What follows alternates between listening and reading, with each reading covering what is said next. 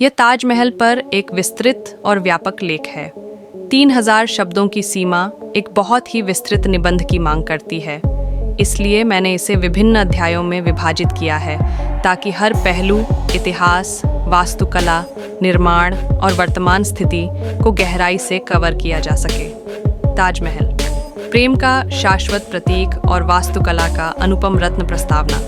भारत के उत्तर प्रदेश राज्य के ऐतिहासिक शहर आगरा में यमुना नदी के दक्षिणी तट पर स्थित ताजमहल केवल एक स्मारक नहीं, बल्कि प्रेम, त्याग और सौंदर्य का एक जीता जागता दस्तावेज है। सफ़ेद संगमरमर से बनी यह भव्य इमारत न केवल भारत की पहचान है, बल्कि पूरी दुनिया में मानवीय कलात्मकता का एक सर्वश्रेष्ठ उदाहरण मानी जाती है।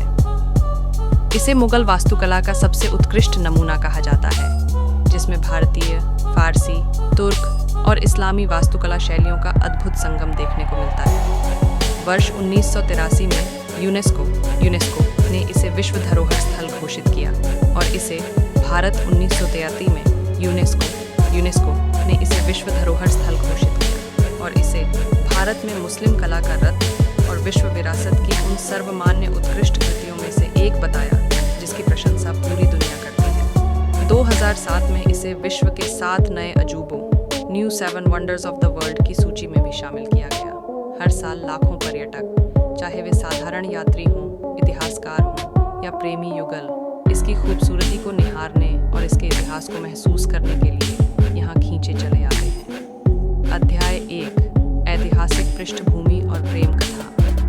ताजमहल के निर्माण के पीछे की कहानी इतिहास की सबसे प्रसिद्ध और मार्मिक प्रेम कहानियों में से एक है। यह कहानी 5वें मुगल बादशाह शाहजहां और उनकी बेगम मुमताज महल के अटूट प्रेम की है। शाहजहां और मुमताज का रिश्ता। शाहजहां, जिनका बचपन का नाम खुर्रम था, की मुलाकात अर्जुमंद बानो बेगम, जो बाद में मुमताज महल बनी, से तब हुई जब वे किशोरावस्था में थे। अर्जुमंद बानो एक फारसी रईस की बेटी थी। 1612 ईस्वी में उनका निकाह हुआ। मुमताज शाहजहां की तीसरी पत्नी थी, लेकिन वे बादशाह की सबसे प्रिय बेगम बनी। कहा जाता है कि मुमताज न केवल बेहद खूबसूरत थीं, बल्कि वे शाहजहां की सबसे भरोसेमंद साथी और सलाहकार भी थीं। वे बादशाह के साथ हर सैन्य अभियान और दौरे पर साथ रहती थीं। मुमताज की मृत्यु 1631 ईस्वी में जब शाहजहां बुरहानपुर, मध्य प्रदेश में एक सैन्य अभियान पर थे, तब मुमताज महल भी उनके साथ थीं। वहां अपनी 14वीं संतान गौहर आरा बेगम को जन्म देते समय प्रसव पीड़ा के दौरान मुमताज का निधन हो गया। मृत्यु से पहले मुमताज ने शाहजहां से एक अंतिम इच्छा व्यक्त की थी कि उनकी याद में एक ऐसा मकबरा बनवाया जाए जैसा दुनिया में किसी ने न देखा हो। मुमताज की मृत्यु ने शाहजहां को पूरी तरह से तोड़ दिया। कहा जाता है कि बादशाह इतने गहरे शोक में चले गए थे कि उनके बाल कुछ ही महीनों में सफ़ेद हो गए और उन्होंने संगीत, इत्र और राजसी वेशभूषा का त्याग कर दिया। अपने इसी गहरे शोक और मुमताज के प्रति अपने प्रेम को अमर करने के लिए उन्होंने ताजमहल के निर्माण का संकल्प लिया। अध्याय 2, निर्माण की महागाथा। ताजमहल का निर्माण रातों रात नहीं हुआ, बल्कि यह दशकों की मेहनत, हजारों मजदूरों के पसीने और बेहिसाब धन का परिणाम था। निर्माण काल और योजना। मुमताज महल के निधन के लगभग 6 महीने बाद उनके पार्थिव शरीर को बुरहानपुर से आगरा लाया गया। ताजमहल का निर्माण कार्य 1632 ईस्वी के आसपास शुरू हुआ। मुख्य मकबरे का निर्माण लगभग 1648 में पूरा हुआ, लेकिन पूरे परिसर, मस्जिद, जवाब और बगीचों को पूरा करने में और 5 साल लगे। इस प्रकार 1653 ईस्वी में यह महान स्मारक पूर्ण रूप से बनकर तैयार हुआ। कारीगर और वास्तुकार। ताजमहल का नक्शा किसी एक व्यक्ति ने नहीं बनाया था, बल्कि यह कई कुशल वास्तुकारों और शिल्पकारों की टीम वर्क का नतीजा था। उस्ताद अहमद लाहौरी को इसका मुख्य वास्तुकार माना जाता है। उनके अलावा गुंबद बनाने के लिए तुर्की से इस्माइल अफंदी और पच्चीकारी, इनले वर्क के लिए फारस और भारत के विभिन्न हिस्सों से कारीगरों को बुलाया गया था। कहा जाता है कि इसके निर्माण में लगभग 20,000 से अधिक मजदूरों, पत्थर तराशने वालों, चित्रकारों और सुलेखकों, कैलीग्राफर्स ने दिन रात काम किया। सामग्री का स्रोत।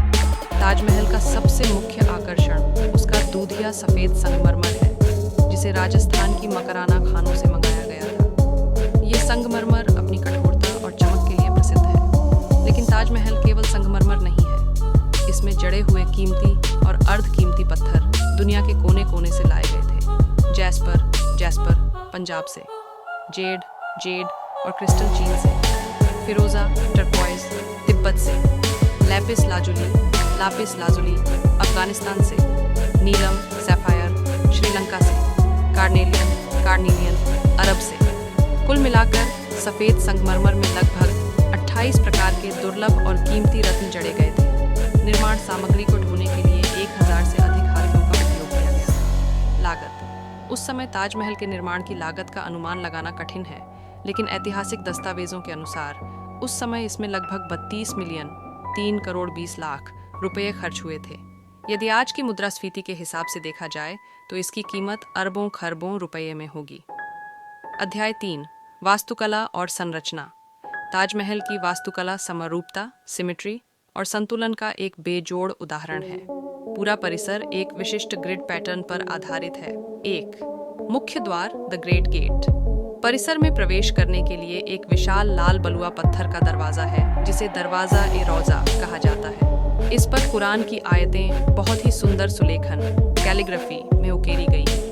यह द्वार इस तरह बनाया गया है कि जब आप इसके करीब होते हैं तो ताजमहल छोटा दिखता है, और जैसे ही आप दूर जाते हैं यह द्वार सब